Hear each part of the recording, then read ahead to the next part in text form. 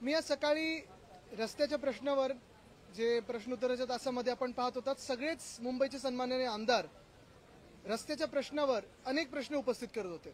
जे कॉन्क्रिटीकरण तत्कालीन घटनाबाह्य मुख्यमंत्र्यांनी आम्हाला सांगितलं होतं की 2 वर्षात मुंबईचे रस्ते खड्डेमुक्त करू, हे मी त्याच वेळी आपल्या समोर आणलं होतं 15 जानेवारी 2023च्या दिवशी की हा 6080 कोटीचा घोटाळा आहे. त्यावेळी घटनाबाह्य तत्कालीन मुख्यमंत्री आणि त्यांची सगळी ती टोळी अंगावर येण्याचा प्रयत्न करत होती, खोटं बोलण्याचा प्रयत्न करत होती. अधिवेशनात एक आम्हाला सांगितलं गेलं की 12 ते 36 महिन्यात हे काम पूर्ण होईल. बाहेर सांगितलं 2 वर्षात आता रस्ते खड्डेमुक्त होतील. 5 मोठ्या कॉन्ट्रॅक्टर्सना, लाडक्या कॉन्ट्रॅक्टर्सना हे काम दिलं होतं. आणि मी 2 वर्ष सातत्याने हा विषय आपल्या समोर आणि आपल्याच माध्यमातून लोकांसमोर मांडत आलेलो आहे की हा घोटाळा आहेच. ह्याच्यात कसे 5 लोकांना त्याच्यात आणलं गेलं, त्यांना टेंडर कसं दिलं गेलं, त्यांना किती एस्टिमेट कॉस्टच्या अबव दिलं गेलं, कितीचा फायदा ह्या कॉन्ट्रॅक्टर्सना झालेला आहे आणि नेमकं किती टक्के काम हे खरोखर मुंबईत झालेलं आहे, ह्याच्यावर आम्ही सातत्याने प्रश्न विचारत आलो. आज देखील आपण पाहिलं असेल, सत्ताधारी बाजूचे असतील किंवा आम्ही विरोधी पक्षातले आमदार असू, सर्वच आमदारांचं एकमत होतं की मुंबई नुसतं खोदून ठेवलेली आहे, कॉन्ट्रॅक्टर्सनी ह्याच्यात मलाई काढलेली आहे. पण मुंबईकरांना दिवसेंदिवस त्रास हा वाढत चाललेला आहे, कारण मुंबईचे रस्ते हे खोदून ठेवलेले आहेत आणि मुंबईत रस्त्याची कामं झाली नाहीयेत. मध्यंतरीच्या काळात जेव्हा मी हा प्रश्न विचारला होता तेव्हा देखील मला उत्तर आलं होतं की 26% काम मुंबईत या गेल्या 2 वर्षातल्या कामातलं झालेलं आहे. आणि माझा हा दावा आहे आज पण की 26 पण नाही, मला वाटतं 5 ते 6% काम झालंय. बाकी टक्केवारी ही कोणाच्या खिशात गेली आहे हे त्या घटनाबाह्य नगरविकास मंत्र्यांनी सांगावं. पण आज देखील आपण पाहतोय, आज मी जे मूलभूत प्रश्न विचारले होते, 2च स्पेसिफिक प्रश्न विचारले होते की ॲडव्हान्स मोबिलायझेशन 10%चा हा दिला होता की नाही. कारण मी जेव्हा ह्याच्यावर आवाज उठवला होता तेव्हा मुंबई महानगरपालिकेच्या तत्कालीन आयुक्तांनी सांगितलं होतं की ॲडव्हान्स मोबिलायझेशन हा दिला जाणार नाही. आणि आज मंत्री महोदयांनी सांगितलंय की अंशतः दिलं गेलेलं आहे. मग नक्की कोणाला दिलं गेलंय, कशासाठी दिलं गेलंय, कुठच्या कामासाठी दिलं गेलंय, हे जेव्हा प्रश्न विचारले तेव्हा पटलावर उत्तर ठेवू. अजून काही उत्तर आलेलं नाहीये, म्हणजे माहिती नव्हती. दुसरं मी विचारलं की एकंदर आपण पाहतोय ह्या सगळ्या कामांमध्ये जे काही पूर्तता आहे ती कितपत झाली, कुठपर्यंत झाली, त्याच्यावर पण उत्तर होतं आम्ही पटलावर उत्तर ठेवू. म्हणजे कुठेही काही माहिती नसताना सगळेच आमदार मुंबईचे कुठच्याही पक्षातले असो विचारतायत की नक्की मुंबईतल्या रस्त्याची परिस्थितीवर जे काही यांचं ड्रीम प्रोजेक्ट, आता स्वप्नात काय काय होतं, कुठचे खोके होते मला माहित नाही, पण ड्रीम प्रोजेक्ट जो होता घोटाळा करण्याचा, घोटाळा तर यशस्वी झालेला आहे. पण मुंबईचे रस्ते आज देखील खड्डेमुक्त झालेले नाहीयेत. बिल्कुल, हमने सबने मांग की है कि रास्तों में जो घोटाला हुआ है, घपला हुआ है, जो करप्शन है, उसकी जांच ईओडब्ल्यू से हो और विधायकों की भी कमेटी बनाई जाए. क्योंकि आज अगर आप देखें तो सारे मुंबई के सम्मानित सदस्य, सारे विधायक मुंबई के यही सवाल उठा रहे थे जो मैं पिछले 2 सालों से उठा रहा हूं. मैंने तो 15 जनवरी 2023 को ये रोड स्कैम एक्सपोज भी किया था, आप ही के माध्यम से लोगों के सामने लाया था कि रोड्स का पूरा टेंडर ये पूरा एक स्कैम है, 6080 करोड़ का स्कैम है. कौन से कॉन्ट्रैक्टर्स को ये काम दिया गया है, कैसे दिया गया, कितने पे दिया गया, क्या एस्टिमेट था और क्या कितने % अबव में ये काम लिया गया है, ये सारी बातें पारदर्शिता से मैंने आपके सामने रखी थी. लेकिन सरकार तो यही बोलते आई थी कि 2 सालों में मुंबई के सारे रास्ते स्मूथ हो जाएंगे. पहली बात तो ये है कि प्रैक्टिकल बात होनी चाहिए, सच की बात होनी चाहिए. और अगर कोई भी आपको कहे कि 1 साल में 2 साल में मुंबई जैसे शहर हो, दिल्ली हो, पूना हो, किसी भी शहर के खड्डे ये गायब कर सकते हैं, तो वो आदमी, वो राजकीय नेता आपसे झूठ बोल रहा है. सही बात बोलो, लोग समझ जाते हैं, लेकिन झूठ पे झूठ आते रहा है और इसमें स्कैम होते गया.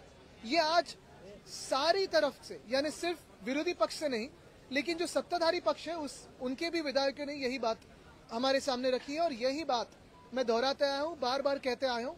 मेरी तो ये मांग है कि तब के मुख्यमंत्री जो घटनाबाह्य थे उनपे, तभी के यूडी मिनिस्टर जो स्वयं मुख्यमंत्री थे, एमसी हो, सारे लोगों पे ईओडब्ल्यू की जांच होनी चाहिए और उसी के साथ विधायकों की कमेटी से भी जांच होनी चाहिए. आदित्य जी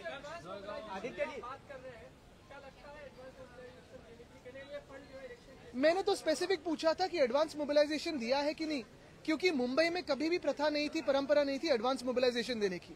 10% के जो एडवांस मोबिलाइजेशन दिया जाता है वो सिर्फ ग्रीन फील्ड प्रोजेक्ट्स में दिया जाता है. कहीं नया हाईवे बन रहा हो, कहीं नया टनल बन रहा हो, तब दिया जाता है.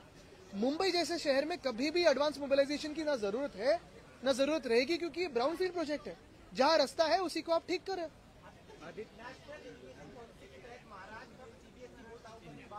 बीजेपी के कई नेता कह रहे हैं कि अब इतिहास में मुगलों का शासन, मुस्लिम सुल्तानों को जगह नहीं मिलेगी, सिर्फ हम अपना भारत का इतिहास पढ़ाएंगे। आपको लगा है शासन 10 साल से यही बात करते आएंगे, करेंगे कब?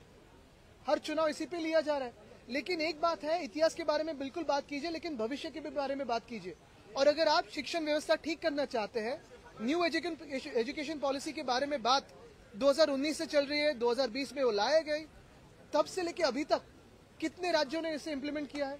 क्यों नहीं महाराष्ट्र ने इम्प्लीमेंट किया? सीबीएसई बोर्ड का मैं बिल्कुल स्वागत करता हूं, लेकिन क्योंकि मैंने भी हमारे जो बीएमसी स्कूल्स है उसमें सीबीएसई बोर्ड लाया था, आईसीएसई बोर्ड लाया था, आईबी बोर्ड लाया था, आईजीसीएसई बोर्ड लाया था, और उसी के साथ एसएससी बोर्ड था। मेरी ये भी मांग है और मान्यता भी है, मैं ये भी मानते आया हूं कि हर एक राज्य में जो अपनी मातृभाषा है उसे भी प्राधान्य दिया चाहिए। जैसे महाराष्ट्र में मराठी हो, आसाम में आसमी हो, केरल में केरली हो, उसी के साथ जो कोई भाषा, जितनी भाषा सीखना चाहता है, स्वागत करता हूं। लेकिन ये सब करते हुए मेरा यही प्रश्न है कि आज जो सडनली सीबीएसई की घोषणा हुई है और अभी ये अप्रैल से शुरू हो जाएगा, ऐसे नहीं होती है बातें। हमने जब यशस्वी तौर पे ये करके दिखाया था बीएमसी में, उसे टीचर ट्रेनिंग प्रोग्राम भी लाना चाहिए, क्योंकि टीचर्स जो हमारे शिक्षक होते हैं, जो गुरुजी होते हैं, प्राध्यापक है, उनकी भी जो मानसिकता होती है एक बोर्ड में पढ़ाने की होती है, उनको ट्रेनिंग उसी बोर्ड में दिया जाता है। अगर उन्हें आईसीएसई बोर्ड में लाना है, सीबीएसई बोर्ड में लाना है, बिना उन्हें वहां से निकालते हुए उन्हीं टीचर्स को अगर लाना होगा, और उन्हीं टीचर्स को लाना भी चाहिए, तो वो करते हुए फिर आप उनको 2 साल के लिए ट्रेनिंग में लाइए, रिफ्रेशर कोर्सेज करवाइए, और फिर उसी सिलेबस के साथ अलाइन करके उस शिक्षा व्यवस्था में लाइए। पेरेंट्स को भी उतना मौका मिल जाएगा कि आगे की जो प्लानिंग है उसे करने के लिए विद्यार्थियों को भी मिलेगा।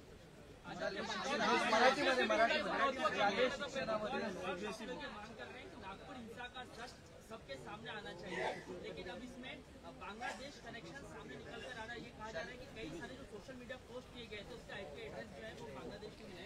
क्या कुछ कहेंगे? देखिए, इसमें बहुत सारी एक कंस्पिरेसी भी दिख रही है। ये कल मैंने बात की थी, इसमें कोई डीप स्टेट की व्यवस्था है क्या? क्योंकि ये जो बातें हो रही है, अगर आपने देखा होगा, कल आरएसएस ने भी खंडन किया है, और उसका हम स्वागत करते हैं, क्योंकि कोई 300 साल पहले, 400 साल पहले उसके ऊपर दंगे होना, अगर एएसआई को वो कब्र खोदनी है तो वो तो अधिकार केंद्र सरकार का है ही। लेकिन दंगे करवाना, और कहा कि इन्होंने दंगे नागपुर में किए, छत्रपति संभाजीनगर से कितना दूर है नागपुर, वो भी किसी के होम स्टेट में किए, किसी के होम सिटी में किए, तो गडकरी साहब के जिले में किए, सीएम खुद जहां से आते हैं उसी जिले में किए, उसी शहर में किए, आरएसएस का मुख्यालय उधर किए। 2 महीने पहले, 1 महीने पहले जो मुख्यमंत्री महोदय डावोस जाते हैं और सभी का स्वागत करते हैं कि हमारे राज्य में आइए, इन्वेस्ट कीजिए, टूरिज्म बढ़ाइए। अगर हमारे राज्य में दंगे बढ़ेंगे, अगर हमारे राज्य में ये कम्युनल वायलेंस हो जाएगा, अगर हमारे राज्य में कहीं ना कहीं ऐसी घटनाएं घटेगी, तो फिर असर किस पे होगा? इन्वेस्टमेंट पे होगा, असर पर्यटन पे होगा। ये डैमेज किसको करता है? किसकी इमेज को करता है? सीएम की इमेज को करता है, क्योंकि वो ही स्वयं गृह मंत्री भी है। हम यहाँ पोडियम पे किसको सवाल पूछेंगे? सीएम को पूछेंगे, क्योंकि होम डिपार्टमेंट भी उन्हीं के खाते में है। तो अगर ऐसी बात है, तो कोई ना कोई सरकार में ऐसा है क्या कि जो मुख्यमंत्री को अंडरमाइन करना चाहता है? ये बात भी लोगों के सामने आनी चाहिए, क्योंकि सरकार में ऐसा नहीं कि सब ठीक चल रहा है, कहीं ना कहीं गड़बड़ है। अगर आप देखें तो एक दूसरे पे टीका टिप्पणी हो रही है, तो क्या ये मुख्यमंत्री महोदय को अंडरमाइन करने की कोशिश उन्हीं के एलाइज में से कोई कर रहा है क्या? इस पे आप विचार कीजिए।